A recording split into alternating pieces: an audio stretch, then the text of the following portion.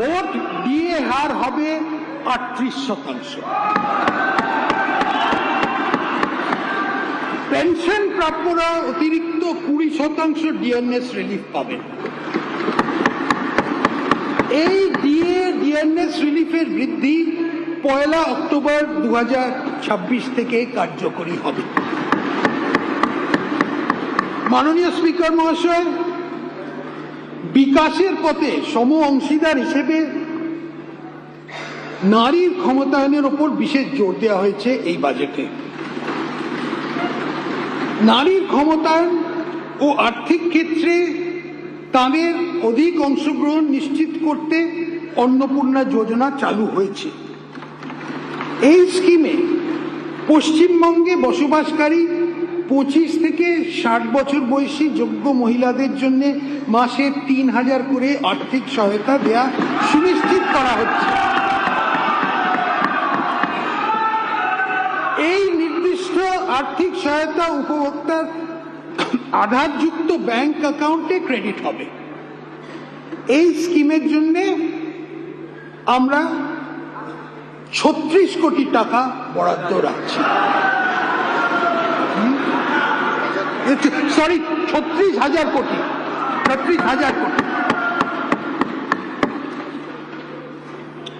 উচ্চশিক্ষায় ছাত্রীদের ড্রপ আউটের হার কমাতে সরকারি ও সরকারি পোষিত মানে গভর্নমেন্ট আর গভর্নমেন্ট এডেড কলেজের অবিবাহিত ছাত্রীদের এককালীন 50,000 টাকা সহায়তা দেওয়া হবে।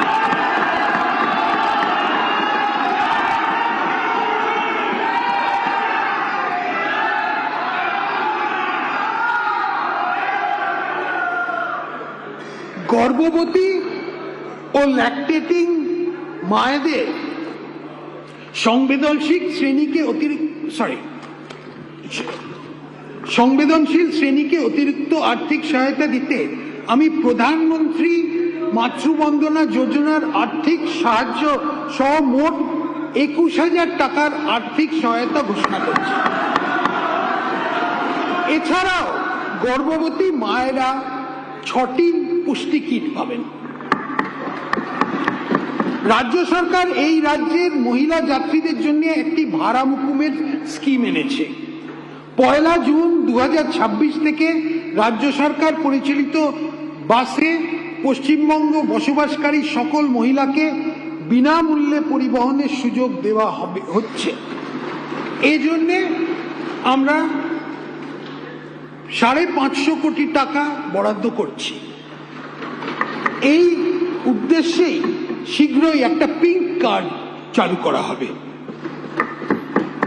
আমরা প্রতিটি মহকুমাতে অন্তত একটি করে মহিলা থানা ও প্রতি থানায় নারী সহায়তা ডেস্ক স্থাপন করব।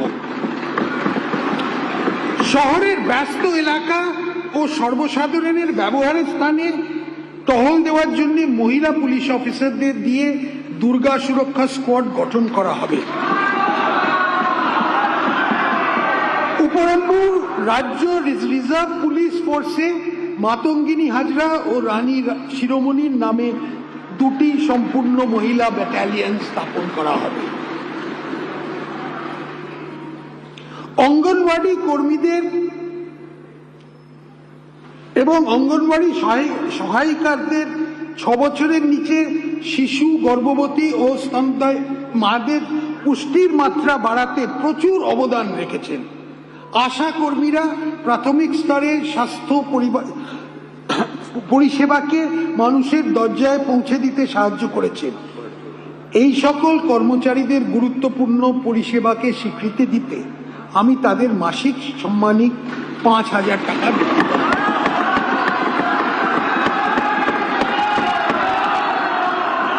আমাদের আদিবাসী সম্প্রদায়ের জন্য শিক্ষার সুযোগ বৃদ্ধি করতে আমাদের সরকার ঝাড়গ্রামে আনুমানিক 150 কোটি টাকা ব্যয় সমস্ত আধুনিক সুবিধাযুক্ত একটি আদিবাসী বিশ্ববিদ্যালয় ট্রাইবাল ইউনিভার্সিটি স্থাপন করার প্রস্তাব করছে। এই জন্যে এই আর্থিক বছরের জন্য আমরা 10 কোটি টাকা বরাদ্দ করছি।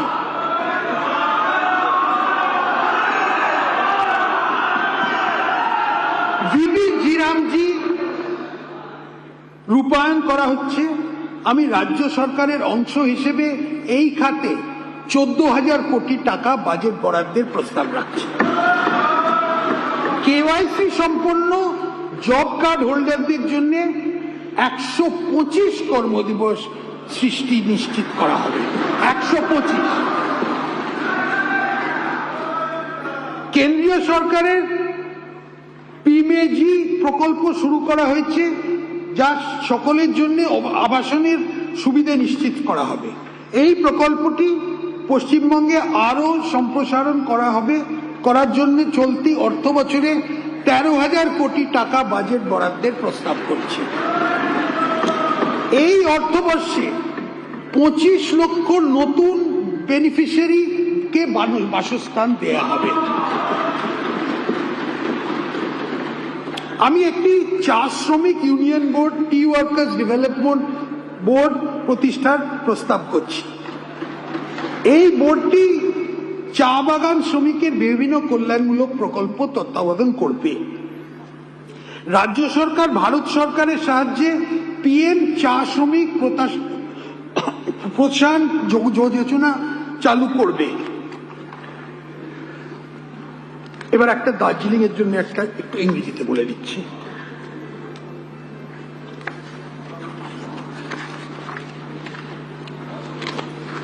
West Bengal tea tourism policy allows diversion of 30% tea estate land for commercial purpose.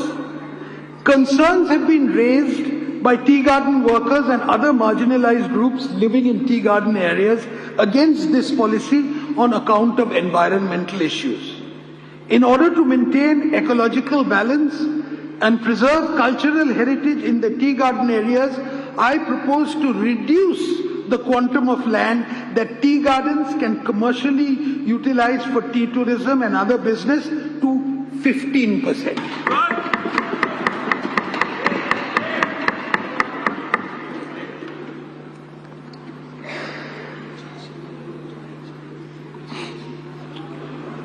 শহরাঞ্চলে 4টি মা আহার কেন্দ্র চালু করা হয়েছে। এগুলোতে ডিম, মাছ, সবজি দিয়ে তৈরি সুষম পুষ্টিকর খাবার প্রতি বেলায় জনপ্রতি 5 টাকায় দেয়া হচ্ছে। ভবিষ্যতে আরো 210 এমন কেন্দ্র চালু করা হবে। বয়স্ক, বিধবা এবং বিশেষভাবে সক্ষম নাগরিকদের হলেন সমাজের সবচেয়ে বেশি অসুরক্ষিত। এদের মাসিক পেনশন 500 টাকা বাড়ানো প্রস্তাব আমি করছি।